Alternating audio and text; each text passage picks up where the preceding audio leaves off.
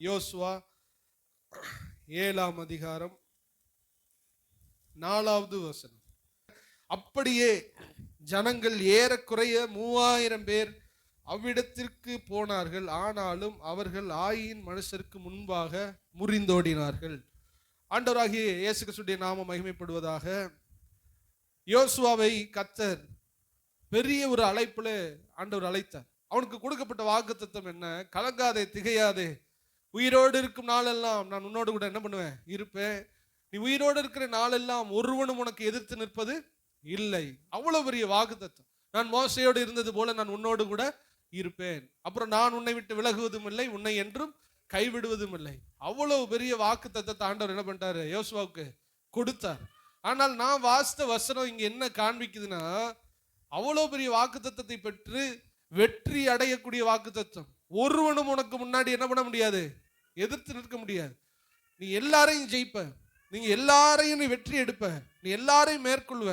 ஒரு எதிரி கூட உனக்கு முன்னாடி நிற்க முடியாது. நான் அப்படி உனக்கு ஒரு ஆசீர்வாதத்தை தந்திருக்கிறேன்னு ஆண்டவர் யோசுவாவுக்கு அப்படி ஒரு ஆசீர்வாதத்தை என்ன பண்ணாரு? தந்தாரு.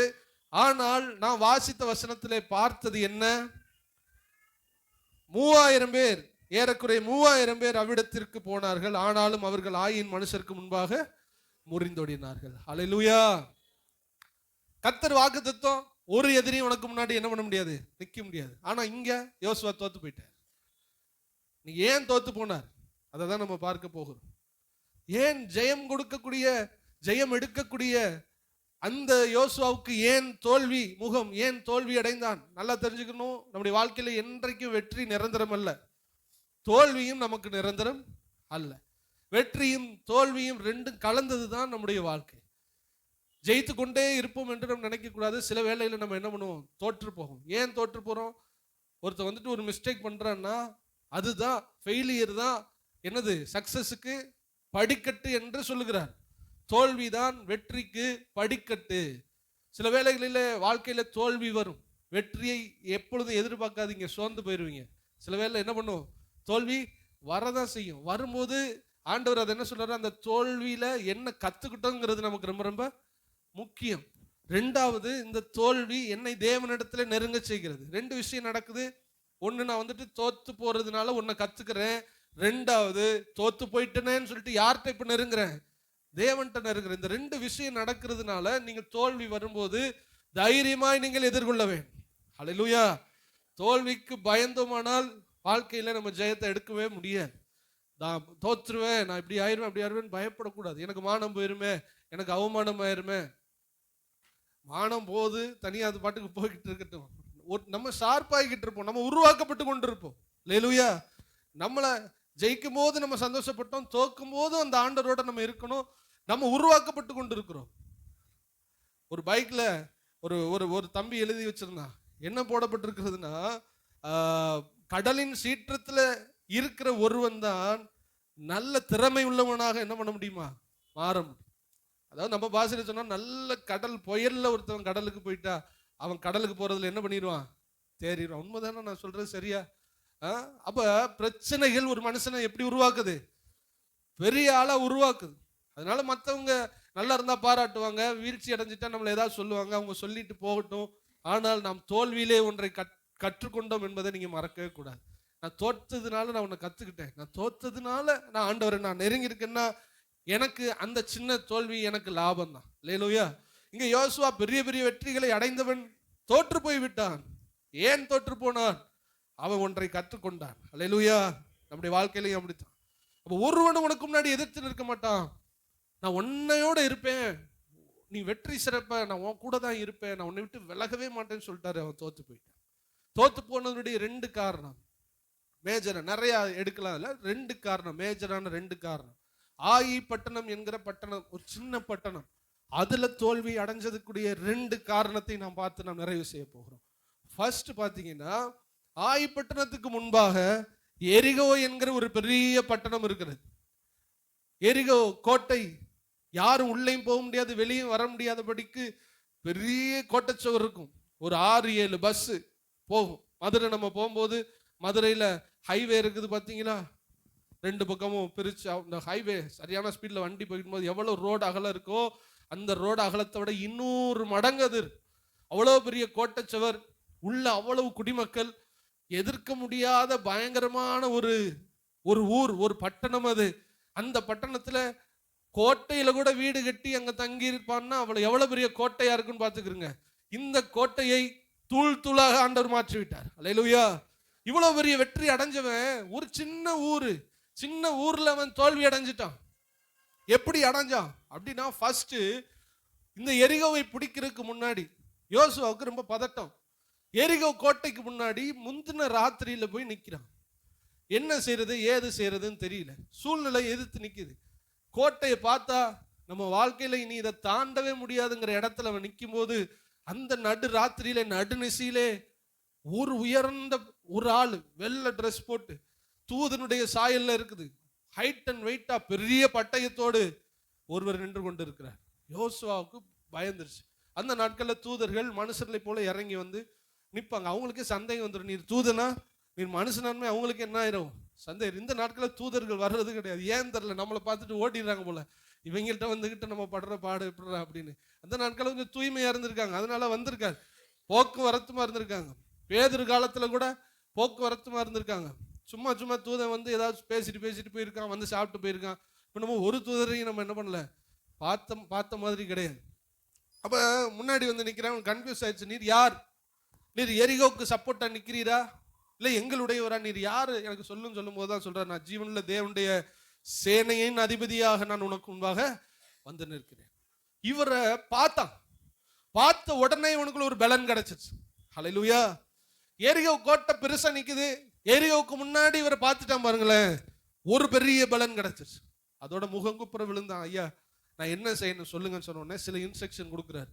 7 எக்காலத்தை எடுத்துக்க, 7 ஆசாரியர்களை கூட்டிட்டு போ, 7 நாட்கள் சுத்தி வா, 7வது நாள்ல 7 தரம் சுத்தி வா. இப்படி நீ எக்காலத்தை ஊதும் போது அப்படியே எரிகோ கொட்டை விழுந்து உடஞ்சிரும். நீ சுத்தியிலும் யூஸ் பண்ண தேவையில்லை, நீ ஜேசிபியும் யூஸ் பண்ண தேவையில்லை, கடப்பறை யூஸ் பண்ண தேவையில்லை, என்னுடைய நாமத்தினால எல்லாவற்றையும் உடைத்து போடுவேன்னு சொன்னாரு. யோசுவா அப்படியே போனாரு. போய் சொன்னது போலவே செய்தார். எரிகோ கோட்டை அப்படியே விழுந்து போனது. ஹல்லேலூயா. ஜெயத்தை எடுத்து விட்டார். இது எரிகோ கோட்டையை பிடிக்கும் போது நடந்தது. ஆனா இது எதுவுமே ஆயி பட்டணத்தை பிடிக்க போகும்போது நடக்கவில்லை. ஹல்லேலூயா. ஏன் தோல்வி அடைஞ்சான் அப்படின்னா, இவனுக்கு தேவனிடத்துல அந்த பிரச்சனைகளை காமிச்சு கொஞ்சம் வெயிட் பண்ணி நான் என்ன செய்யறதுன்னு சொல்லிட்டு ஆண்டவர்கிட்ட காத்திருக்கிற இடத்துக்கு யோசுவா வரல. வராததுனால அவர் வெளிப்படாததுனால அவர் ஆலோசனை என்ன பண்ணல, தரல. இங்கு எரிகோக்கு கிட்ட போய் காத்திருந்தது போல ஆய்க்கு கிட்ட போய் காத்திருந்ததாக போடப்படவில்லை. எந்த தூதனானவரும் இறங்கி வந்ததாக போடப்படவில்லை. இப்படிதான் நீ அதை பிடிக்கணும்னு எந்த இன்ஸ்ட்ரக்ஷனும் வரல. ஆனா எரிகோல அவ தூதனானவரை பார்த்தவுடன் பலன் வந்தது. 2வது என்ன செய்யணுங்கிற இன்ஸ்ட்ரக்ஷன் கொடுத்தார். நுணுக்கமான இன்ஸ்ட்ரக்ஷன், ஆலோசனைகள், அதெல்லாம் வாங்கி தான் ஜெயிச்சான். ஆய் பட்டணத்துக்கு போகும்போது ஒண்ணுமே கிடைக்கல. ஏன் கிடைக்கல?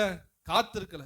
இன்னைக்கு நிறைய பேர் வந்துட்டு பிரச்சனைகள் ஆண்டவர் இடத்துல காண்பிக்கல, அதை தெரியப்படுத்தல. அதனால நமக்கு அதுல எப்படி வெளியில வர்றதுன்னு ஆண்டவர் நமக்கு சொல்லி தரவே இல்லை. அவர்கிட்ட போனா தானே சொல்லி தருவாரு, அப்படித்தானே? அவர்கிட்ட போய் நீங்க சொன்னா தானே சொல்லி தருவார். நம்ம என்ன பண்ணுவோம், பெரிய தலை போற விஷயத்தை மட்டும் ஆண்டவர்கிட்ட என்ன பண்ணுவோம், கொண்டு போவோம். சின்ன விஷயத்தை ஆண்டவர்கிட்ட என்ன பண்ண மாட்டோம், கொண்டு போக மாட்டோம். இவன் எரிகோ கோட்டையை பார்த்த உடனே ஆண்டவர்கிட்ட கொண்டு போனான். ஆனா ஆய்பட்டணத்தை பார்த்த உடனே இதை நம்மளே என்ன பண்ணிக்கலாம், சால்வ் பண்ணி. இங்கேதான் ஒரு கிறிஸ்தவன் வீழ்ச்சி அடைகிறான்.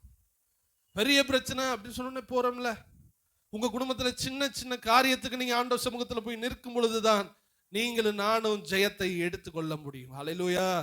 இவன் போகாததுனால ஆண்டவர்கிட்ட கேட்காம இவன் மூவ் பண்ணான்ல, என்னென்ன தப்பு நடந்துச்சுன்னு உங்கள்கிட்ட நான் காண்பிக்க விரும்புகிறேன். யோசுவா 7:4 வாசிக்கும் போது எத்தனை பேர் போறாங்க அதுலனா, 3000 பேர் போகிறார். யோசுவா 7:4 அப்படியே ஜனங்களில் ஏறக்குறைய 3000 பேர் அவ்விடத்திற்கு போனார்கள். எத்தனை பேர் போனாங்க? இந்த சீன்ல தோத்து போறார். 8ஆம் அதிகாரத்துல இப்ப ஆண்டவர் இறங்கி அவனுக்கு யுத்தத்துக்கு போய் இப்ப ஜெயித்துறான். அங்க எத்தனை பேர் போறாங்கன்னு இப்ப உங்களுக்கு காண்பிக்க விரும்புகிறேன். 8ஆம் அதிகாரம் 3வது வசனத்துல வாசிக்கும் போது, அப்பொழுது ஆயின் மேல் போக யோசுவாவும் சகல யுத்த ஜனங்களும் எழுந்து புறப்பட்டார்கள். யோசுவா யுத்த வீரரான, சொல்லுங்க எல்லாரும், 30,000 பேரை தெரிந்து கொண்டு. இவங்க எப்படி போனாங்க? எல்லாரும் என்னை பாருங்க, இவங்க எத்தனை பேர் போனாங்க? ஆண்டவர் எத்தனை பேர் அனுப்புனாரு? இதான் நம்ம மூளையும் அவர் மூளை. ஆண்டவர் அந்த ஊரோட சண்டை போட 3000 பேர் தேவை. ஆனா யோசுவாவுடைய மைண்ட்ல வந்தது 30,000 பேர் தேவை. அந்த சண்டை போட ஆயிப்பட்டணத்துக்கு போக 30,000 பேர் தேவை. அது ஆண்டவர் போட்ட ஸ்கெட்ச், யோசுவா போட்ட ஸ்கெட்ச். அதான் தோல்வி. இன்னைக்கு ஆண்டவருடைய ஞானம் வேற, நம்முடைய ஞானம். ஆண்டவர்கிட்ட போயிருந்தா இந்த யுத்த கிழமை வேற மாதிரி மாறி. அடுத்து யுத்தத்துக்கு எப்படி போவோம்? அங்க அவன் இருப்பான், இங்க கூட்டமா போவாங்க, நேருக்கு நேர சண்டை போடுவாங்க. இப்ப ஆண்டவர் அடுத்து ஒரு இன்ஸ்ட்ரக்ஷன் கொடுக்குறாரு. அந்த யுத்தத்துல ஜெயிக்கிறாங்க 8ஆம் அதிகாரத்துல. அப்ப எப்படி தெரியுமா யுத்தத்தை மேற்கொள்ள சொல்றாரு? 30,000 பேர்ல 5,000 பேரை கவனிச்சுட்டே வாங்க. 5,000 பேரை ஆயுப்பட்டணத்துடைய வெளி நெருக்கப்பட்ட வெளி, அந்த அவுட்டர் பார்டர்ல, அந்த குகைக்குள்ள காட்டுக்குள்ள போய் ஒளிய சொல்லிட்டாங்க. எத்தனை பேரு?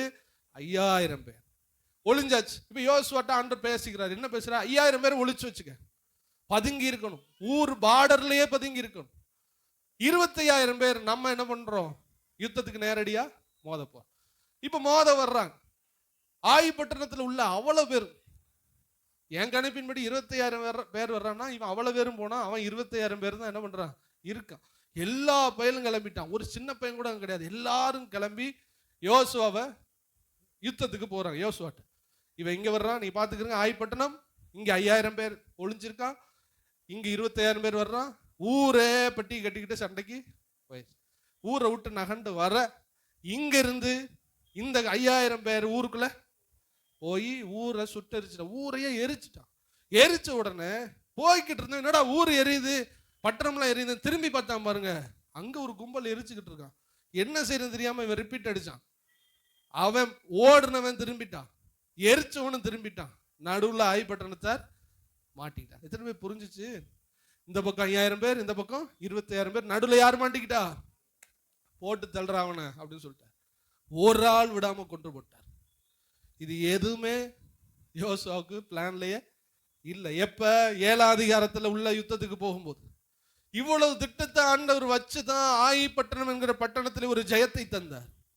நம்முடைய வாழ்க்கையில எந்த திட்டமும் இல்லை, நம்ம ஆண்டவர்கிட்ட கேட்கறதும் இல்லை, ஆண்டவர்கிட்ட ஜெபம் பண்றதும் இல்லை. பெருசா இருந்தா மட்டும் ஒரு ஃபாஸ்டிங் போட்டு ஜெபம் பண்ணணும்னு சொல்லலாம். ஆனா சின்ன காரியத்தை அவர்கிட்ட சொல்றது கூட இல்லை. நம்ம பாட்டுக்கு ஏன் தைரியம் யோசுவாக்கு வந்துச்சு சொல்லுங்க? எரிகோவையே ஜெயிச்சிட்டோம், எரிகோவையே ஜெயிச்சிட்டோம்பா, என்ன ஆயுப்பட்டணம் பெரிய ஆளு. அசால்ட்டா சொல்றான், டேய் 3,000 பேர் மட்டும் போதும், 3,000 பேர் மட்டும் போதும், சும்மா அனுப்பி பார்த்துக்கிறோம். எவ்வளவு தெனாவட்டா அவன் காரியம் இருக்கு. இவன் பிளான் போடுறான், 3,000 பேரை போ, நீ அப்படி போ இப்படி போ. ஆனா எரிகோவுக்கு என்னென்னலாம் சொன்னாரு? பெர்ஃபெக்டா 7 எக்காலத்தை எடுத்துக்க. ஏன் 8 எடுக்க கூடாதா? கொஞ்சம் யோசித்து பார்த்தீங்களா? 7 ஆசாரியில் வச்சு ஏன் 8 ஆசாரியர் 6 ஆசாரியர் இருக்கக்கூடாதா? ஏன் 7 நாள் சுத்தணும்? ஏன் 8 நாள் சுத்தக்கூடாதா? 7 7 7 ஒரு நம்பர் அங்க குறிப்பிடுகிறாரு. அது நம்பருக்கு என்ன அர்த்தம்? நான் நம்பருக்கு அர்த்தம் சொல்றவே இல்லை, அந்த நம்பருக்கு அர்த்தம் அவருக்கு தான் தெரியும். அல்லேலூயா. 7னா 7 அவர் சொன்னதுதான், அவர் என்ன சொல்றாரோ அதுதான். அப்படி கேட்டுட்டு போய் ஜெயத்தை எடுத்தான. ஆயுப்பட்டணத்திலேயே தன்னுடைய சொந்த கருத்துக்களை, சொந்த யோசனைகளை, ஏன் நான் முன்னாடி ஜெயிச்சிட்டேன், இப்பயும் நான் என்ன பண்ணிடுவேன், ஜெயிச்சிடுவேன். தயவு செய்து இந்த தப்பை மட்டும் நம்ம வாழ்க்கையில செய்யவே கூடாது. நம்மால ஒன்றுமே முடியாது. ஆண்டவர் யோவான்ல சொல்லும்போது சொல்றா, என்னால் அன்றி உங்களால் ஒன்றும் செய்ய கூடாது. அவர் ஆலோசனையில் வல்லவர், அவர் செயல்களில் வல்லவர், ஆலோசனையில் பெரியவர். அவருடைய ஆலோசனைகள் ஆராய்ந்து முடியாதது. நீங்க யூடியூப்ல அடிச்சு பாருங்க, சும்மா ஒரு அனிமேஷன் பண்ணியிருக்கான், ஒரு வீடியோ போட்டிருக்கான். இந்த உலகத்தை, அந்த அண்ட சராசரங்களை ஒரு வீடியோவா சும்மா காமிச்சிருக்கான். அப்படியே உலகத்தை ஜூம் அவுட் பண்ணி வெளியில போறான். பல ஆயிரம் தூரம் போனதுக்கு அப்புறம், கிலோமீட்டர் தூரம் போனதுக்கு அப்புறம் சூரியன் சந்திரன் எல்லாம் வந்து ஒரு சோலார் சிஸ்டம் வருது. அது அப்படியே ரொம்ப தூரம் ரொம்ப தூரம் டைம், பல கோடி ஆண்டுகள் தள்ளி தள்ளி அவ்வளவு தூரம் நம்ம டிராவல் பண்ணுவோம். அவ்வளவு தூரத்துக்கு கழிச்சு மில்கி வேன்னு ஒன்று இருக்குது, அதுக்கப்புறம் இருக்குது, அதுக்கப்புறம் இருக்குது. கடைசியில் அந்த மில்கி வேயை விட்டு வெளியில வர்றதுக்கே நமக்கு பல ஆண்டுகள் ஆகும். அது இங்கே ஒரு மில்கி வே இருக்குது, இங்கே ஒரு மில்கி வே இருக்குது. இதுக்கு எவ்வளவு தூரம் பாருங்க. இதெல்லாம் படைச்சதுக்கு அப்புறம் மேல ஒண்ணு இருக்குது, அங்கதான் பரலோகத்துல ஆண்டவர் இருக்கிறார். நம்ம அதுக்குள்ள சின்னதா தூசிய மாதிரி இருக்குது, அதுக்குள்ள ஒரு 6 அடி மனுஷன், அதுக்குள்ள ஒரு ஃபுட்பால் மாதிரி ஒரு மண்டை, அதுக்குள்ள இத்தனை கொண்டு ஒரு மூளை, இதை வச்சுக்கிட்டு ஆண்டவர்ட்ட ஒண்ணுமே கேட்கறது. அவருக்கு எவ்வளவு கடுப்பா இருக்கும். ஆனா பாவிலாட்டே எல்லாத்தையும் படைச்சு வச்சுக்கிட்டு அவ்வளவு ஞானம் உள்ளவரா இருக்கேன், உன் வாழ்க்கையில என்கிட்ட ஒரு வார்த்தை கேட்டு செய்யணும்னு நீங்க யோசிக்கலையே. அவர்கிட்ட ஒப்பு கொடுத்து பாருங்க. ஆண்டவர் வித்தியாசமான விசித்திரமான வல்லமை உள்ள செயல்களை நம்முடைய வாழ்க்கையில கத்த செய்ய உண்மை உள்ளவராய் இருக்கிறார். ஹல்லேலூயா. அப்ப ஃபர்ஸ்ட் காரணம், ஆலோசனைகளை கேட்கல, ஆண்டவருக்கு காத்திருக்கவே இல்லை. தன்னுடைய பழைய வெற்றியை நம்பி விட்டான். உங்களுடைய பழைய வெற்றியை நம்ப வேண்டாம். புது புது காரியங்களை கர்த்தர் நம்முடைய வாழ்க்கையில செய்ய போகிறார். பழைய தோல்வியையும் நீங்கள் நினைக்க கூடாது, பழைய வெற்றியை நீங்க என்ன பண்ணக்கூடாது, நினைக்க கூடாது. ஆண்டவர் சொல்றாரு, முந்தினைகள் எல்லாம் ஒளிந்து போன பூர்வ நாட்களை சிந்திக்க வேண்டாம், நான் இதோ புதிய காரியத்தை செய்கிறேன். இப்படியே இருப்பீங்கன்னு நினைக்காதீங்க. புதுசா ஆண்டவர் உங்க வாழ்க்கையில ஒண்ணு செய்வார். நீ முடியாதுன்னு நினைக்கும் போது புதுசா ஒண்ணு கர்த்தர் உங்க வாழ்க்கையில செய்ய போகிறார். அப்ப ஃபர்ஸ்ட் காரியம் இது. ரெண்டாவது, யோசுவா 6ஆம் அதிகாரம் 18-19 எரிகோ பட்டணத்தை பிடிப்பதற்கு முன்பாக ஒரு காரியத்தை சொல்லுகிறார். ஏன் யோசுவா தோல்வி அடைஞ்சான்ங்கிற ரெண்டாவது காரியத்தை நம்ம பார்த்து நாம் நிறைவு செய்ய போகிறோம். 6:18 வாசிக்கும் போது வாசிக்கலாம்.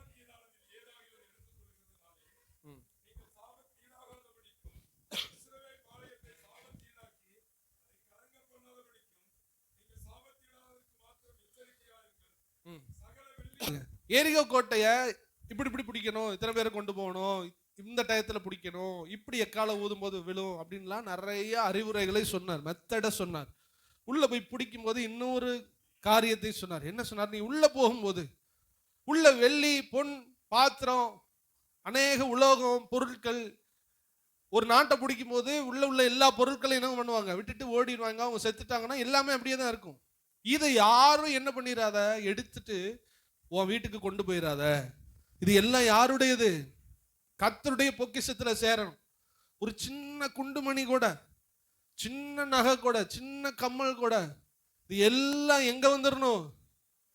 ஆலயத்துக்கு வந்துடணும். யாரும் ஒன்னை எடுத்துட்டு போக கூடாதுன்னு சொல்லிட்டாரு.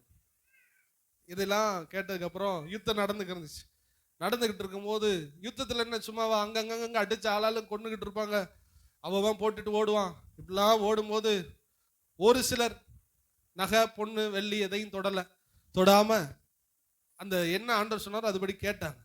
இந்த ஆகான்னு ஒருத்தர் தான், இவன் மட்டும் என்ன பண்ணிட்டான், இவனுக்கு என்னென்ன பிடிக்குமோ அங்க பாக்குறான்.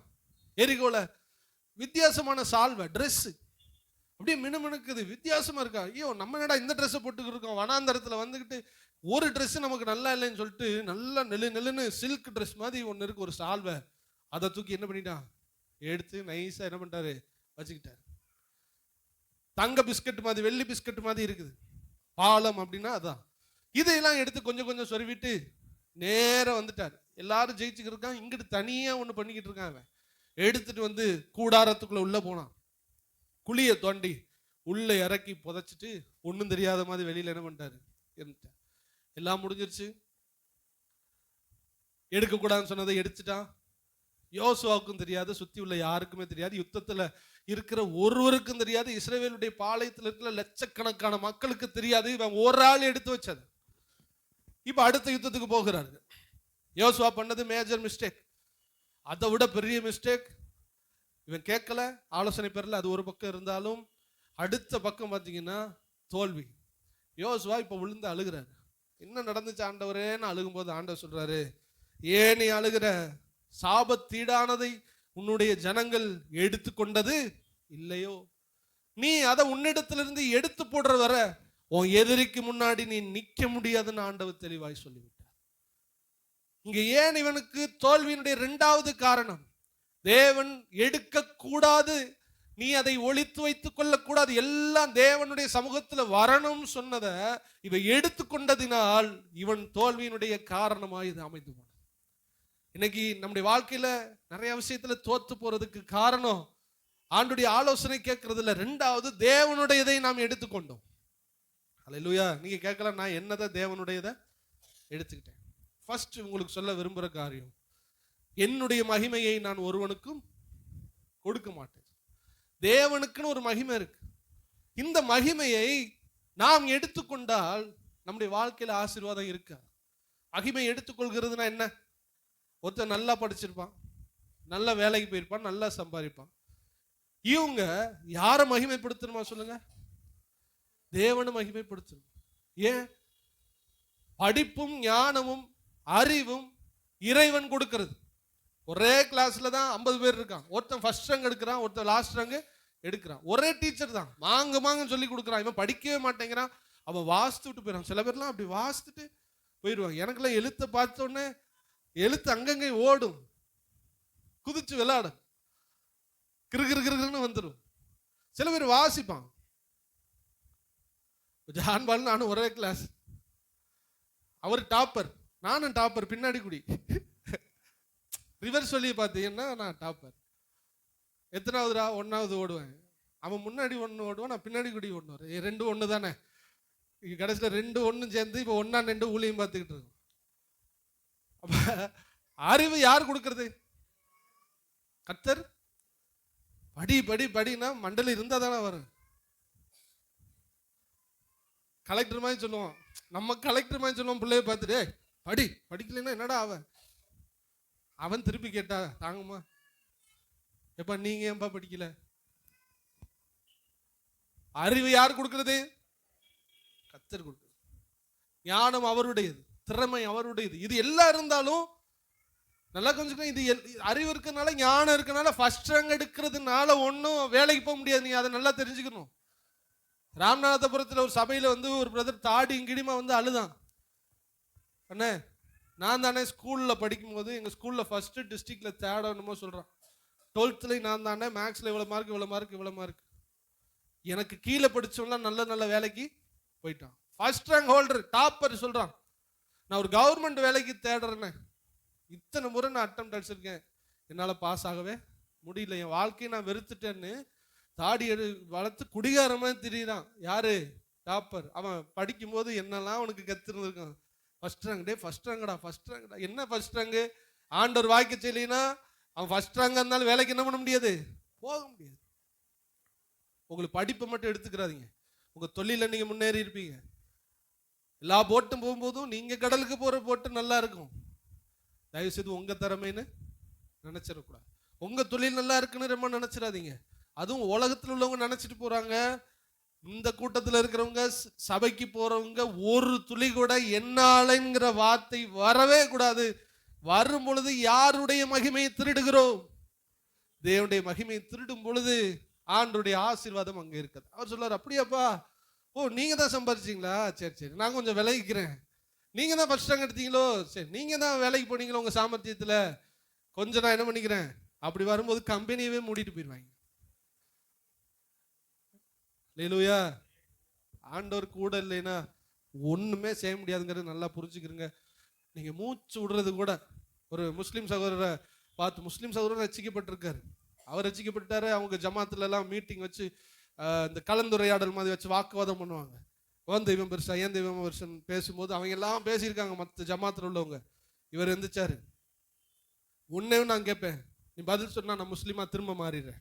உன்னையும் கேட்பேன், நீ பதில் சொல்லிட்டா நான் ஹிந்துவா மாறிடுறேன்னு எல்லாத்தையும் சேலஞ்ச் விட்டாரு. மூச்சையிலு என்ன விடு, ஏசுன்னு வருதா, அவர் தான்டா தெய்வம் அப்படின்னு சொல்லிட்டு போய் இதை மட்டும் விடும்போது வேற சவுண்டு விடுறா, நான் மாறிக்கிறேன். மூச்சிலேயே அவர் தான்ப்பா இருக்காரு, அவர் தான்ப்பா படைச்சவர்னு சொல்லிட்டு வந்துட்டா. நல்லா நீங்க உங்க மூச்சே அவர் விட்டு தான். அப்புறம் என்ன, நான் சம்பாரிச்சேன், நான் பண்ணேன், நான் சாதிச்சேன். அப்படியா, நீ சாதிச்சுக்கப்பா, இந்த மூச்சு விடுறீல, என் பேரை மட்டும் கொஞ்சம் தந்துருந்தேன்னா, என் பேரை மட்டும் தந்துரு, நான் பாட்டுக்கு போயிடுறேன். அதை தான் சொன்னா அதோட அவ்வளவுதான், அடக்காராதுன்னா தான் நான்.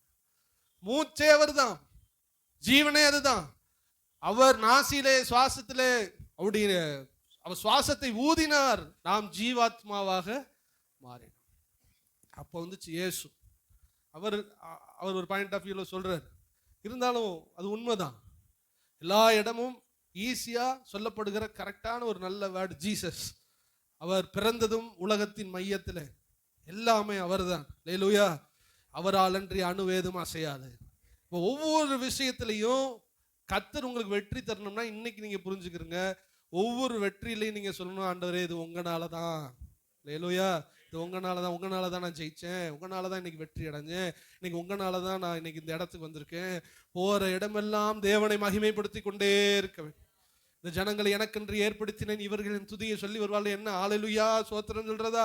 வெளியில போய் இயேசு என்னை உயர்த்தினார், இயேசு என்னை மாற்றினார், நான் இப்படி இருந்தேன், இயேசு என்னை தூக்கி எடுத்தாரு, நான் பாவத்துல இருந்தேன், இயேசு என்னை மாற்றினாருன்னு சொல்றது தானே, அதான சாட்சி. அதுதான் துதியை சொல்லி வருகிறது. சில தம்பிமாருங்க ஒரு சின்ன டிவைஸ் மாதிரி வச்சிருப்பாங்க, சின்னதா பட்டன் இருக்கும். ஒன்று அமுக்குனா ஒரு தடவை அமுக்குனா ஒன்று வரும், 2 தடவை அமுக்குனா 2 வரும். ஒரு பையன் எடுத்து அமுக்கிட்டே இருந்தான். அதில் 140 200 இருந்துச்சு. என்னடா அமுக்கிக்கிட்டே இருக்க நம்பர் வந்துகிட்டே இருக்கும்போது, இது எங்கள் அப்பா வாங்கி கொடுத்தாங்கண்ணா. எதுக்குடா? சோத்திரத்தை சொல்றதுக்கு. ஒரு நாளைக்கு நிறைய சோத்திரம் நான் என்ன பண்ணணுமா சொல்லணுமான்னு சொல்லிட்டு வச்சுக்கிட்டேன். சோத்திரம் சோத்திரம் சோத்திரம் சோத்திரம் அமுக்கிட்டே இருப்பான் பட்டன். அவன் ஒரு பக்தியை காமிக்கிறதுக்கு அப்படி என்ன பண்றான், செய்யறான். என்னுடைய இது பட்டன் அமுக்கிக்கிட்டு சோத்திரம் சொல்றதை விட வெளியில போய் உங்களுக்கு செஞ்சதை சொன்னா அந்த ஆள் மனம் திரும்புவோம், ஆண்டோடைய நாமமும் மகிமைப்படும். போற இடங்கள்ல அப்படியே துதியை சொல்லி வருவார்கள். நான் என்ன அர்த்தம்? நான் கடன்ல இருந்தேன், என் கடன் என்ன பண்ணாரு மாத்தினார். நான் கண்ணீர்ல இருந்தேன், என் கண்ணீர் என்ன பண்ணார் அவரு மாத்தினார். வியாதியில இருந்தேன், என் வியாதி என்ன பண்ணாரு மாத்தினார். போற இடமெல்லாம் சொல்லணும். அதுதான் தேவனுக்கு மகிமையை கொடுக்கிறது. கர்த்தரின் மகிமையை திருடக்கூடாது, கர்த்தரின் நேரத்தை திருடக்கூடாது. அவர் சொன்னாரு, சாபத்தீடானது என்னுடையது, எல்லாத்தையும் என் பொக்கிஷத்துல சேர்த்து நீ வச்சுக்கிறாதன்னு சொல்லிட்டாரு. அப்ப யாரும் மகிமைய ஆண்டவருக்கு செலுத்துவதை ஸ்டாப் பண்ணிடாதீங்க. ஏறாவது ஒரு பைபிள் நாலேஜ் கிடையாது, எந்திரிச்சு 2 பிரசங்கம் பண்றான், எல்லாரும் கைத்தட்டி இது கர்த்தருடைய வார்த்தை அன்றி வேற ஒன்றும் இல்லைன்னு சொன்ன உடனே இவனுக்கு தான் தெரியும்ல, இந்த மண்டையில ஒரு வசனம் கூட தெரியாத ஏறதுக்கு என்ன சொல்லணும், நமக்கு ஒரு வசனம் தெரியாத இதை கர்த்தருடைய வார்த்தைன்னு சொல்றானே, ஆத்தாடி எனக்கு அதுக்கு சம்பந்தமே இல்ல, என்னத்தையும் அவர் பேசிட்டாரு, நான் ஒரு பேதன்னு சொல்லிட்டு ஓடி வந்திருக்கணும் இல்லையா. கர்த்தருடைய வார்த்தை கர்த்தர் உங்கள் மூலமாய் பேசினார் சொன்னோடனே கெத்தா என்ன பண்ணார், அப்படியே ஆமென் ஆமென் சொன்னார் பாருங்க. கீழே இறங்கி வந்தான், கர்த்தர் அடித்தார், புழுத்து செத்தார். நான் சொன்னேன், எழுத்து எனக்கு சுத்தி சுத்தி வரும், படிக்க ஒரு லைன் படிக்கிறதுக்குள்ளேயே எனக்கு மயக்கம் வந்துடும். இப்ப நான் பிரசங்கம் பண்றேன், நான் என்னாலேன்னு சொன்னா எனக்கு என்ன அடி ஒண்ணுன்னு சொல்லுங்க. படிக்கவே தெரியல, நான் என்னாலே நான் இங்க எப்படி நான் சொல்ல முடியும்? ஒரு நாலேஜ் இல்ல ஏறதுக்கு. பிரசங்கம் முடிச்ச உடனே எல்லாரும் கைத்தட்டுறாங்கன்னு அந்த மகிமை யார்கிட்ட கொடுக்கல, அவன் அடிச்சே போட்டார். உங்க வாழ்க்கையில ஒவ்வொன்றுக்கும் நீங்க தேவனை மகிமைப்படுத்திக்கிட்டே இருங்க. 2வது, தேவனுடைய நேரத்தை திருட வேண்டாம். ப்ரேயர் பண்றதுக்கு உரிய டயத்தை நீங்க என்ன பண்ணிடாதீங்க, திருடிடாது. ஒரு நாளைக்கு ஆண்டவர் கொடுக்க வேண்டிய நேரத்தை நீங்க கொடுங்க. வாரத்துல ஆராதனைக்கோ சபைக்கோ கூட்டங்களுக்கோ போக வேண்டியதை கண்டிப்பா என்ன பண்ணுங்க, போங்க. கர்த்தருக்கு கொடுக்க வேண்டிய நேரத்தை நீங்க திருடிட்டா கர்த்தருடைய ஆசீர்வாதம் உங்களிடத்திலே வரப்போவது கிடையாது. அல்லேலூயா. கர்த்தருடைய சித்தத்தை நீங்கள் திருடக்கூடாது. நல்லா கவனிங்க. உங்க ஒரு பிள்ளைய கஷ்டப்பட்டு பெத்தெடுத்து நீங்க வளர்த்து அது மேல ஒரு ஆசை வச்சிருக்கீங்க, இவனை இப்படித்தான் நான் நடத்தணும், இவனை இப்படிலாம் நான் பண்ணணும், இவனை இப்படி உயர்த்தணும் அப்படின்னு என் மகனை குறித்து மகளை குறித்து நான் இப்படி ஒரு பிளான் வச்சிருக்கேன்னு நீங்க சொல்லும் போது அந்த பிள்ளைங்க அந்த பிளானை விட்டு மாறினா நீங்க சந்தோஷப்படுவீங்களா? இல்ல. அது மாதிரி உங்களை குறித்து என்னை குறித்து ஒரு பிளான் கர்த்தர் வச்சிருக்கிறார். இந்த பிளானை நீங்க மாத்திட்டீங்கன்னு வச்சுக்கிறீங்களே, அவருடைய சித்தத்தை என்ன பண்றீங்க, திருடுறீங்க. என்ன அவருடைய சித்தம்? பரிசுத்தமாக இருப்பதே அவருடைய சித்தம். பரிசுத்தமா வாழாம இருந்தாலே யாருடைய சித்தத்தை திருடுறோம்? கர்த்தர் என்ன குறிச்சு ஒரு திட்டம் வச்சிருக்கும் போது அதுக்கு நான் ஒப்பு கொடுத்து ஓடலைன்னா நான் யாருடைய சித்தத்தை திருடுறேன்? தேவனுடைய சித்தத்தை திருடுறேன். இப்படி நிறைய திருடி என்ன பண்ணியிருக்கோம், நம்முடைய கூடாரத்துக்குள்ள வச்சிருக்கோம். அதனாலதான் நம்முடைய வாழ்க்கையில வெற்றியே இல்லை. இப்ப ஆண்டவர் பார்த்தார், யோசுவா தோத்து போனோடனே போய் ஓன்னு அழுகிறான். நான் என்ன பாவம் செஞ்சேன் ஏன் ஆண்டவரே அப்படின்னு சொல்லும்போது சொல்றாரு, இஸ்ரவேலர் பாவம் செய்தார்கள், நான் அவர்களுக்கு கட்டளையிட்ட என் உடன்படிக்கை மீறினார்கள், சாபத்தீடானதில் எடுத்துக்கொண்டதும் களவு செய்ததும் வஞ்சித்ததும் தங்கள் பண்டம்பாடிகளுக்குள்ளே வைத்ததும் உண்டே. என்ன வேர்டு சொல்றாரு பாருங்களேன். அவர்கள் களவு செஞ்சான், வஞ்சிச்சான், திருடிட்டான். தேவனு தன்னுடைய எடுத்த உடனே என்ன சொல்றாரு, மகிமையை கொடுத்த உடனே சொல்றாரு, என் மகிமையை திருடிட்டான். நேரத்தை 24 மணி நேரம் தொழில்னு ஓடுறோம். ஒரு அதிகாரம் உட்கார்ந்து நமக்கு படிக்கிறதுக்கு நேரம் இல்லை. கொஞ்ச நேரம் ஜபம் பண்றதுக்கு நமக்கு நேரம் இல்லை. நல்லா தெரிஞ்சுக்கிறீங்க, நீ எவ்வளவு நேரம் ஜபத்தில் உட்காருங்களோ அவ்வளவுதான் தேவனுக்கு உங்களுக்குள்ள உறவு தெரியும். இப்ப 5 நிமிஷத்துக்கு மேல உங்களால உட்கார முடியலன்னா நீங்க தேவனுக்கும் உங்களுக்கும் உறவுல 1% கூட இல்லைன்னு அர்த்தம். ஒரு 2 மணி நேரம் 1 மணி நேரம் அசால்ட்டா உட்காருங்க, டைம் போறது தெரியலன்னா நீங்க அவரோட இருக்கீங்கன்னு அர்த்தம். தேவனோட இருக்கிறது எங்க வெளிப்படும்னா உங்களுடைய தனி ஜெபத்துல நீங்க எவ்வளவு ஸ்பெண்ட் பண்றீங்களோ அங்கதான் வெளிப்படும். 1/4 மணி நேரத்துக்கு மேல என்னால ஜெபம் பண்ண முடியல, அதையே பெரிய யுகத்தை கடந்த மாதிரி இருக்குன்னா நம்ம தேவனை விட்டு ரொம்ப தூரம் இருக்குன்னு அர்த்தம். தேவன் சொல்றார், என் நேரத்தை திருடாதீங்க, என் சித்தத்தை திருடாத. உன்னை குறிச்சு ஒரு நோக்கம் வச்சிருக்கு. நான் உன்னை இப்படிலாம் ஆசீர்வச்சு உன்னை உயர்த்தி உன்னை மேன்மைப்படுத்த நான் வச்சிருக்கும் போது நீ வேற பக்கம் போகாத. ஹல்லேலூயா. அதிகமா நான் பேசுவது கிடையாது, இருந்தாலும் சொல்றேன், கர்த்தருடைய பணத்தை என்ன பண்ணக்கூடாது, திருடக்கூடாது. கர்த்தருடைய பணத்தைன்னா நீங்க என்ன காணிக்கிட்ட பாலை எடுத்துட்டா விட போறீங்க?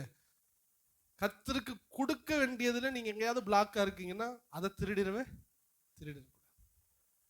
பணம், மகிமை, நேரம், தேவனுடைய சித்தம், இதை நீங்க திருடாமல் இனி அதை ஆண்டவர் சமூகத்தில் கொடுத்தீங்கன்னா கர்த்தர் உங்களுக்கு வெற்றியை தர உண்மையுள்ளவராக இருக்கிறார். கரங்களை வேத்துற அலையிலையா சொல்லுங்களேன். இப்ப சொல்லிட்டாரு, சாபத்திட்டானதுல நீ எடுத்துக்கிட்டது இல்லையோ அதனால உன் எதிரிக்கு முன்னாடி நிக்க முடியாது, நான் உன்னோட கூட இருக்கவே மாட்டேன்னு சொல்லிட்டேன், நான் உன்னோட கூட இருக்கவே மாட்டேன், நீ இதெல்லாம் மாத்தி போடுன்னு சொன்னோன்னே யோசுவா நைட்டு தூங்கிட்டு அடுத்த நாள் சாயந்தரம் எந்திக்கிறான். அப்படி போட்டிருக்காதுல்ல, தூக்கமே வரல அவனுக்கு. காலையிலே அதிகாலையிலே யோசுவா எழுந்திருந்து நேர ஓட ஆரம்பிக்கிறான். ஹல்லேலூயா. 16வது வருஷத்தை பாருங்க, யோசுவா அதிகாலமே 7:16. போதும் போதும், இவ்வளவு பிரச்சனை இருக்கு, தோத்துக்கிட்டு இருக்குன்னு சொன்னோடனே யோசுவா இப்ப என்ன பண்றாரு, நல்லா இழுத்து போடிக்கிட்டு, சில பேர்லாம் சோகமாயிட்டா நல்லா என்ன பண்ணுவான், இழுத்து முடிக்கிட்டு தூங்கிடுவோம். ஆண்டு சொல்ற, நீ இழுத்து முடிக்கிட்டு தூங்கிட்டா எல்லாம் சரியாயிருமா? சரியாக. ஆண்டவரே நான் என்ன செஞ்சேன், என்ன தப்புன்னு கேட்டுக்கிறணும். யோசுவாவுக்கு தூக்கம் வரல, காலையில அதிகாலமே எந்திரிச்சு ஓடிட்டான், வெறுன்னு போறான். ஆச்சரியமா இருக்கும், அத்தனை லட்சம் பேர் இருக்கான். ஆகான்கிறவன் எங்க இருக்கான்னு இப்ப என்ன பண்ணுது, யாரு அந்த சால்வையும் அந்த தங்க பிஸ்கட்டு பொற்பாலத்துல எடுத்தான்னு இப்ப கண்டுபிடிக்க முடியாது. நல்லா கவனிங்க, 40-50 லட்சம் பேர்கிட்ட நீ தோத்ததுக்கு காரணம் ஆண்டவர் க்ளூ கொடுக்குறாரு, இதுல ஒருத்தவனுடைய வீட்டுக்குள்ள இதெல்லாம் இருக்கு, அதெல்லாம் எடுத்து போடு சரியாயிரும். யோசுவாக்கு எப்படி இருக்கும், காலையில எழுந்திரிச்சு இதை சொன்னவர் யாருன்னு சொல்லியிருக்கலாமே, யாருமே சொல்லல, வெறுன்னு போனா. போய் எப்படி சர்ச் பண்றா பாருங்க. ஃபர்ஸ்ட் எடுத்த உடனே யோசுவா அதிகாலமே எழுந்திருந்து, நீங்க கேட்க முடிச்சீங்க, நான் அதோடைய அர்த்தத்தை நான் சொல்றேன். இஸ்ரவேலர் முழு கூட்டத்தையும் கொண்டு வர்றான். கொண்டு வந்தோடனே ஒரு க்ளூ கிடைக்குது, ஒரு வெளிப்பாடு. 12 கோத்திரத்துல யூதா கோத்திரமா தான்டா இருக்கணும் அப்படின்னு சொல்லிட்டு யூதா கோத்திரத்தை சூஸ் பண்றான். யூதா கோத்திரம் குறிக்கப்பட்டது. அப்புறம் அவனுக்கு ஒண்ணு தோணுது, யூதா கோத்திர வம்சங்களை வர பண்ணி சேராகியரின் வம்சத்தை அந்த வம்சத்துக்குள்ள பிடிக்கிறான். சேராகி வம்சத்தை பிடிச்சதுக்கு அப்புறம் அடுத்து அவன் வம்சத்தில் உள்ள எல்லாரையும் பேராய் வர வச்சு அதுல சப்தி என்கிறவனை பிடிக்கிறான். பிடிச்சதுக்கு அப்புறம் அவன் குடும்பத்தை எல்லாரையும் வர வைக்கிறான், அவன் வீட்டார் எல்லாரையும் வர பண்ணி யூதா கோத்திரத்தில் அந்த சப்தியினுடைய மகன் கர்மீன் ஒருத்தவனை பிடிக்கிறான். கர்மீன் மகன் ஆகான்கிறவனை இவ்வளவு நேரம் உட்கார்ந்து இஸ்ரவேலர் யூதா அப்படியே கோத்திரமா பிரிச்சு டைலூட் பண்ணி கடைசியில வந்து ஆகான்னு ஒருத்துக்கான சட்டையை பிடிச்சிட்டாங்க. நம்மள்ட்ட உங்கள்கிட்ட தப்பு இருக்கு பிரதர்ன்னு சொன்னா நம்ம என்ன பண்ணுவோம், என்கிட்ட தப்பே. நீங்க எப்படி கண்டுபிடிப்பீங்க உங்களுக்குள்ள ஏன் உங்க வாழ்க்கையில தோல்வின்னு எப்படி கண்டுபிடிப்பீங்க? யாராவது வந்து சொன்னா சொல்லுங்க, நான் அப்படியே இல்லை. எப்படி கண்டுபிடிப்பீங்க? உங்களை நீங்களே ஆராய்ந்து பார்க்கணும். என்னிடத்துல வேதனை உண்டாக்கும் வழிகள் உண்டோ? தாவீது கேட்கிறான், ஆண்டவரே உம்மை வேதனைப்படுத்தும் வழிகள் என்னிடத்துல இருக்குதா? நம்ம நல்லவன் சொல்லிட்டு ஒருபோதும் நினைக்க கூடாது. முழு இஸ்ரவேல் கூட்டத்துல வம்சமா பிரிச்சு ஒருத்தவனை பிடிச்சிட்டானா இல்லையா? அவனை மட்டுமா பிடிச்சா? பிடிச்சதுக்கு அப்புறம் அவன் வீடு எங்கடா இருக்குன்னு கேட்டான். நேர போனான், கூடாரத்தை பார்க்கறான், எங்கேயுமே தட்டுப்படல. மண்ணை தோன்றாங்க, மண்ணுக்குள்ள சால்வையை சுத்தி பத்திரமா வச்சிருக்காரு. நீங்க நினைச்சு பாருங்க, அவ்வளோ லட்சம் ஜனத்துக்குள்ள ஒரு கூடாரத்துக்குள்ள ஒரு வீட்டுக்குள்ள சுத்தி வச்ச ஒரு 3 பொருள் முழு தேசத்திலையும் தோல்வியை தந்து விட்டார். வாழ்க்கையில நிறைய விஷயத்துல ஜெயிக்க முடியல. அதான் நான் ஃபர்ஸ்டே சொன்னேன், தோல்வி நிரந்தரம் அல்ல, வெற்றியும் நிரந்தரம் அல்ல. தோற்று போகும்போது ஒன்றை நீங்கள் கற்றுக்கொள்ளுகிறீர்கள். என்ன கத்துக்கிறோம்? என்னிடத்துல ஏதோ ஒரு தவறு இருக்கு. அதை யார் வெளிப்படுத்துவது? ஆவியானுடைய சத்தம் தான் அதை வெளிப்படுத்தும். சபைக்கு போகும்போது என்னோட பேசுன்னு போகணும். கூட்டத்துக்கு மட்டும் இல்லை, நீ எந்த சபைக்கு போனாலும் சரி, ஆண்டவரே என்னோட கூட நம்ம என்ன சொல்லுவோம்? ஆண்டவரே இன்னைக்கு நான் போட்டோ எடுக்கிறத பத்தி பேசு. ஆண்டவரே இன்னைக்கு என்ன கலர் காருன்னு பேசு. ஆண்டவரே என்னிடத்துல என்ன தப்பு இருக்குன்னு. அப்படி சபைக்கு போங்க, அப்படி வார்த்தைகளை கேளுங்க. என்னிடத்துல இருக்கிற தவறுகளை நீங்க என்ன பண்ணணும்? இன்னைக்கு செய்தியில பேசணும், சுட்டி காமிக்கணும். பைபிள் படிக்கும் போது என்ன படிப்போம்? நமக்கு ஒரே சங்கீதம் தான் தெரியும்.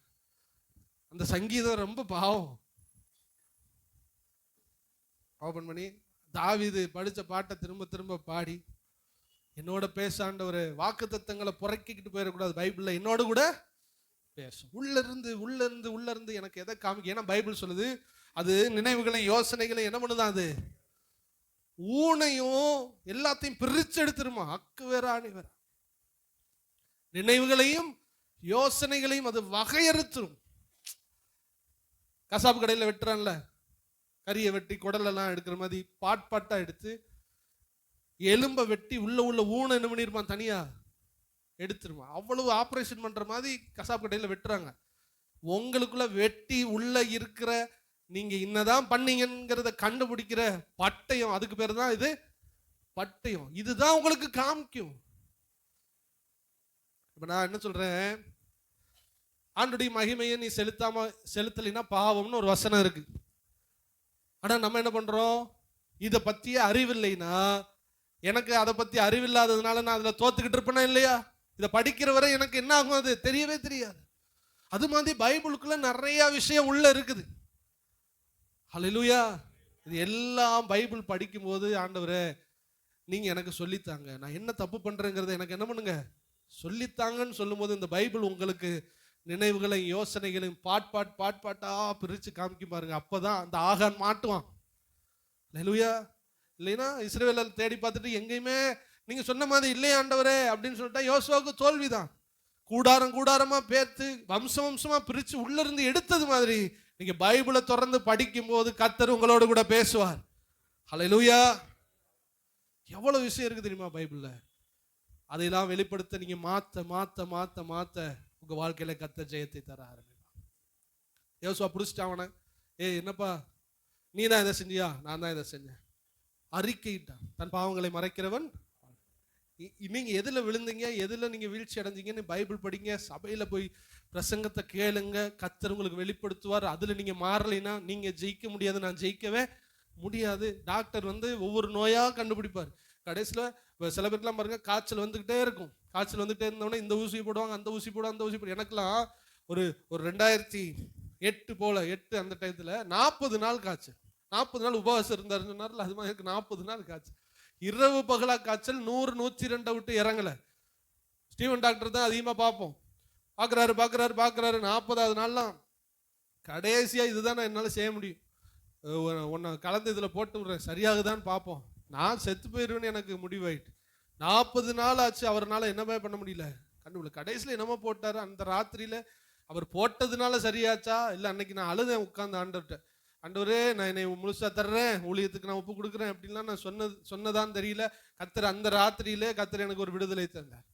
40 நாளா காய்ச்சல் அடிக்குது. ஏன் அடிக்குதுன்னு கண்டுபிடிக்க முடியல. இன்னைக்கு நிறைய பேர் தோத்துக்கிட்டே இருக்கோம். ஏன் தோக்குறோன்னு? ஒரு பிரச்சனைனா ஒரு தீர்வு இருக்குமா இல்லையா? ஏன் இப்படியே நடந்துகிட்டே இருக்கு? ரொம்ப நாள் காய்ச்சல் வந்தா உள்ள என்ன பண்றான், இன்னர் பார்ட்ஸ்ல ஏதோ ஒரு கட்டி ஏதோ இருக்குதுன்னு கண்டுபிடிக்கிறாங்க. இல்ல ரொம்ப நாள் காய்ச்சல் வந்தா இன்னர்ல ஏதோ கேன்சர் இருக்குன்னு என்ன பண்றாங்க, கண்டுபிடிக்கிறாங்க. வெளியில காய்ச்சல் உடலைன்னா உள்ள என்ன இருக்குது சொல்லுங்க, பிரச்சனை இருக்குது. அப்ப நம்ம ரொம்ப நாள் தோத்துக்கிட்டு இருக்கோம், உள்ள ஒரு பிரச்சனை இருக்கு. ஏன் நீங்க ஜெயிக்க முடியல? ஏன் நீங்க உயர முடியல? ஏன் நீங்க தோத்துக்கிட்டு இருக்கீங்க? என்னைக்காவது கேட்டது உண்டா? நான் தோத்துக்கிட்டு தானே இருக்கேன், தோத்து தானே இருக்கேன்னு சொல்றோம். ஆண்டவர் சொன்னாரு, கண்டுபிடி, செக் பண்ணுங்க. கோத்திரம் கோத்திரமா செக் பண்ணுங்க. அப்படியே கொஞ்சம் கொஞ்சமா செக் பண்ணி உள்ள டீப்பா வாங்க. கூடாரத்துக்குள்ள ஒளிஞ்சிருக்க சின்ன விஷயம் வெளியில பாதிச்சுக்கிட்டு இருக்குது. யாராயும் நீங்க எப்படி இருப்பீங்க? என் வாழ்க்கையில் ஒரு மாற்றம் வேணும்னா ஆண்டவர்கிட்ட எங்க பிரச்சனைங்கிறத கண்டுபிடிங்க. பைபிளை படிக்கும்போது கர்த்தர் உங்களுக்கு கற்றுத் தருவார். அல்லேலூயா. அதை நீங்க எடுத்த உடனே உங்களை கர்த்தர் உயர்த்த ஆரம்பிச்சிருவார். இதை தூக்கி தூர எரிஞ்சிட்டு ஆகானையும் அவன் குடும்பத்தையும் சுட்டரிச்சு அழிச்சிட்டாங்க. அழிச்சிட்டு அடுத்து போனா பாருங்க, ஆய்பட்டணத்துக்குள்ள ஆண்டவர் சொன்னது மாதிரி 30,000 பேர் போய் 5,000 பேரை உள்ள வச்சுட்டு 25,000 பேர் வெளியில போயிட்டு ஈஸியா ஜெயம் எடுத்துட்டு வந்துட்டாங்க. அல்லேலூயா. இப்ப சொன்னார் ஆண்டவர், நீ என்னெல்லாம் பிடிக்கிறியோ எல்லாம் உனக்குன்னு சொல்லிட்டார். நீ வெள்ளி தங்கம் பொண்ணு யாருக்கா? இப்ப தேவனுக்கு. அல்லேலூயா. தேவனுக்குரியது நீங்கள் கொடுத்தால் தேவன் உங்களுக்கு அநேக காரியத்தை கொடுப்பார். முதலாவது தேவனுடைய ராஜ்யத்தையும் அவருடைய நீதியும் அவர்கிட்ட கொடுத்துருங்க. அவர் உங்களுக்கு நிறைய என்ன பண்ணுவாரு? ஃபர்ஸ்ட் எடுக்காதன்னு சொன்னாரு. அடுத்து சொன்னாரு, இப்ப ஆயி பிடிக்கிறீல்ல, ஆயி பட்டணத்தை இங்க பிடிக்கிற எல்லா சொத்து சுகமும் யாருக்கு சொந்தம்? இப்ப எனக்கு வேணாம், அது எல்லாத்தையும் நீனே வச்சுக்க அப்படின்னு சொன்னார். அல்லேலூயா. உங்க வாழ்க்கையில கர்த்தர் ஜெயத்தை தர விரும்புகிறார். நம்ம எல்லாரும் அப்படி எழுந்திருப்போமா? எழுந்திருந்து இன்னைக்கு நம்ம சொல்ல போகிற வார்த்தை, ஆண்டவரே என் வாழ்க்கையிலையும் உம்முடைய ஆலோசனைகளை நான் தள்ளி இருந்தால் நீர் என்னை மாற்றுங்கப்பா. பழைய வெற்றி, இதுக்கு முன்னாடி நான் ஜெயிச்சுக்கிட்டே இருக்கிறேன் அப்படிங்கிறதுக்காக உங்களை சார்ந்து இல்லாம இருந்தா என்னை நீங்க மன்னிச்சிருங்க ஆண்டவரே. இந்த நாள்ல என்னோடு கூட நீர் பேசி இருக்கிறீர் ஆண்டவர். பாசுருங்க, என்னோடு கூட நீ பேசி இருக்கிறீர். உம்முடைய நேரத்தை நான் திருடி இருக்கிறேனா? எதுக்கும் நேரம் இருக்குதுப்பா. சபைக்கு போக முடியலன்னு சொல்றேன். எதுக்கும் நேரம் இருக்கு. பைபிள் படிக்க முடியலன்னு நான் சொல்றேன். எதுக்கும் நேரம் இருக்கு. பரிசுத்தமா வாழ முடியலன்னு நான் சொல்றேன். எல்லாம் என்னால நான் சொல்லிக்கிட்டு இருக்கேன். என்னை மன்னிச்சிருங்க ஆண்டவரே. உடைய நேரத்தை எடுத்து, உடைய பணத்தை எடுத்து, உடைய சித்தத்தை எடுத்து, உடைய விருப்பத்தை எடுத்து, உடைய மகிமையை எடுத்தேன் ஆண்டவரே. ஹல்லேலூயா, ஹல்லேலூயா, ஹல்லேலூயா. நன்றி இயேசுவே. நீங்கதான் எல்லாமே, ஏக்கம்தான் எல்லாமே. சொல்லுவோம், நீங்கதான் எல்லாமே, ஏக்கம்தான். சித்தம் செய்யணுமே, சித்தம் செய்யணுமே, செய்து முடிக்கணுமே. சித்தம் செய்யணுமே, செய்து முடிக்கணுமே. நீங்கதான் எல்லாமே, ஏக்கம்தான் எல்லாமே. நீங்கதான் உங்க சித்தம் செய்வேன், உங்களுக்கு நேரம் கொடுப்பேன்ப்பா. ஆமென். கரங்கள் பிடித்தவரே, கரங்கள் பிடித்தவரே, கைவிட்டு விடுவீரோ? கரங்கள் பிடித்தவரே, கைவிட்டு விடுவீரோ? இதுவரை நடத்தி வந்த எபினேசர் நீதான் ஐயா.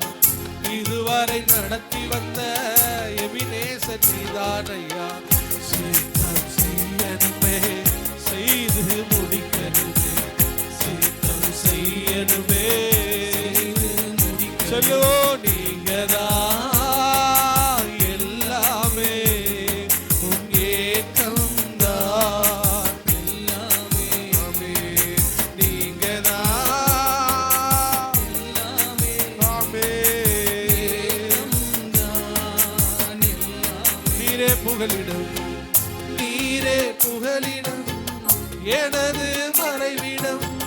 நீரே புகலிடம், எனது மறைவிடம். இன்னல்கள் வேதனைகள் மேற்கொள்ள முடியாதையா. இன்னல்கள் வேதனைகள் மேற்கொள்ள முடியாதையா. சித்தம் செய்யணுமே, செய்து முடிக்கணுமே. சித்தம் செய்யணுமே, செய்து முடிக்கணுமே. நீங்கதான் எல்லாமே, ஏக்கம்தான். எனக்கு வெற்றியை தாங்கன்னு கேளுங்க. நீங்க எனக்கு வெற்றி தாங்கப்பா, எனக்கு ஜெயத்தை தாங்கப்பா, எனக்கு ஆசீர்வாதத்தை தாங்க. என்மேல் கண் வைத்து அறிவுரை கூறுகின்றீர். என்மேல் கண் வைத்து அறிவுரை கூறுகின்றீர். நடக்கும் பாதைகளை நாள்தோறும் நடக்கும் பாதைகளை நானோரு காட்டுகின்றேன். சித்தம் செய்யணுமே, செய்து முடிக்கணுமே, சித்தம் செய்யணுமே. சொல்லும் சித்தம் சித்தம் செய்யணுமே, செய்து முடிக்கணுமே, சித்தம் செய்யணுமே. ஆமே. கரங்களை உயர்த்தி நீங்கதான் எல்லாமே, ஏக்கம் தான் இயேசுவே, நீங்கதான் எல்லாமே, ஏக்கம் தான். ஹல்லேலூயா. சித்தம் செய்யணுமே, சித்தம் இனிமே உங்க விருப்பம் செய்வப்பா, உங்க ஆசைப்படி நடப்பப்பா. உங்க நேரத்தை திருட மாட்டேன், உங்க மகிமையை திருட மாட்டேன். ஆமென். நல்ல தகப்பனே, இந்த நாள்ல பல தோல்விகளோடு வாழ்க்கையில நிற்கிற பிள்ளைகளை நீர் அறிந்திருக்கிறீர். சில தோல்விகளை அடைந்த பிள்ளைகளை நீர் அறிந்திருக்கிறீர். ஏன் ஜெயித்த யோசுவா வாழ்க்கையில தோல்வி, அவன் அதனால ஒரு விஷயத்தை கத்துக்கிட்டான்பா. உங்கள்கிட்ட கேட்காம இனிமே எதுவுமே செய்யக்கூடாதுங்கிறத அவன் கத்துக்கிட்டான். ரெண்டாவது, அவருடையதை நான் எதையும் எடுத்துக்கிற கூடாதுங்கிறத கத்துக்கிட்டான்பா. அதை அழிச்சு போட்டான். கர்த்தர் நீர் அவனுக்கு ஜெயத்தை தந்தீர். அவனை கைவிடல ஆண்டவரே, எங்களையும் நீர் கைவிட மாட்டீர் என்று நாங்கள் நம்புகிறோம். இப்ப நாங்க தோற்று கொண்டு இருக்கலாம், வாழ்க்கையில, தொழில்ல, குடும்பத்துல பயந்துகிட்டு இருக்கோம், தோத்துக்கிட்டு இருக்கோம். ஆனாலும் நீங்க எங்களுக்கு ஒரு ஜெயத்தை தருவீங்க நாங்க நம்புறோம் ஆண்டவரே. நீங்க எங்களுக்கு வெற்றியை தருவீங்க நாங்க நம்புறோம். இந்த இடத்துல இருக்கிற ஒவ்வொருவரும் வெற்றியை பெறுவார்களாக, ஆசீர்வாதம் அடைவார்களாக ராஜா. பிள்ளைகள் தோல்வியோடு இருக்க கூடாதப்பா. ஜெயம் கொண்ட தேவனே, நாங்களும் எல்லா விஷயத்திலையும் ஜெயிக்க நீர் எங்களுக்கு கிருபை பாராட்டும் அப்பா. இங்க இருக்கிற எல்லாருடைய வாழ்க்கையில இருக்கிற ஆகானை எடுத்து போடும். எங்களுக்கு தெரியலப்பா, அவன் எங்க மறைஞ்சிருக்கு அந்த தப்புன்னு தெரியல. அதுக்கு தான் நாங்க உங்க ஆலயத்துக்கு வர்றோம். அதுக்கு தான் நீங்க எங்களை பைபிள் படிக்க சொல்றீங்க ஆண்டவரே. நாங்க படிக்கும் போது கண்ணாடியை போல எங்க குற்றத்தெல்லாம் அது காமிக்கும் ஆண்டவரே. காமிக்கும் போது அதை நாங்க எடுத்து போடுவோம்ப்பா. எடுத்து போடும்போது ராஜா நீர் எங்களுக்கு ஒரு வெற்றியை தருவீர். எங்களுக்கு தெரியாது நாங்க என்ன தப்பு பண்றோம்னு. முகத்துல அழுக்கோட ஒருத்தவன் நிற்கும் போது தன் முகத்துல அழுக்கு இருக்கு தெரியாது. மற்றவங்க சொன்னாலும் நம்ப மாட்டான். ஆனா கண்ணாடிக்கு முன்னாடி போகும்போது அவன் நம்புவான். எங்க வாழ்க்கையில நாங்க எல்லாம் சரியா இருக்கு நாங்க நினைச்சுக்கிட்டு இருக்கோம். ஆனா எங்க வாழ்க்கையில தோல்வி. பைபிள்ங்கிற கண்ணாடிக்கு முன்னாடி நிக்க எங்களுக்கு நீர் கிருபை செய்யும் அப்பா. எங்களுடைய அழுக்குகளை எல்லாத்தையும் எடுத்து போடும். யோசுவாவுக்கு மீண்டும் வெற்றியை தந்தது போல எங்களுடைய வாழ்க்கையில வெற்றியை தருவீராக. இங்க இருக்கிற ஒவ்வொருவரையும் மனதார ஆசீர்வதிக்கிறோம். தோற்று கொண்டிருக்கிற ஒவ்வொரு விஷயத்திலையும் நீர் வெற்றியை தருவீராக. அவர்கள் உள்ளத்தில் ஒரு உணர்வை தருவீராக. இயேசுவே நீ ஜெயிக்க வையும் என்று தன்னை ஒப்பு கொடுப்பார்களாக ராஜா. பிள்ளைகள் ஜெயிக்கட்டும், பிள்ளைகள் உயரட்டும், பிள்ளைகள் மேன்மையடையட்டும், மென்மேலும் வளரட்டும் ஆண்டவரே. வியாதிகள் பலவீனங்கள் விலகட்டும், சமாதான குறைவுகள் விலகட்டும், பயங்கள் விலகட்டும், இடுக்கண்கள் விலகட்டும். சத்ருவின் இஷ்டத்துக்கு பிள்ளைகளை ஒப்புக்கூடாதபடிக்கு சத்ருவுக்கு முன்பாக ஜெயத்தை தந்து சத்ருவுக்கு வெட்கத்தை உடுத்துவீராக ராஜா. பிள்ளைகள் ஆசீர்வாதமாக இருக்கட்டும். கரத்தில் ஒப்பு கொடுக்கிறோம். இரட்சகர் இயேசுவின் நாமத்தினால் ஜெபிக்கிறோம் எங்கள் நல்ல பிதாவே.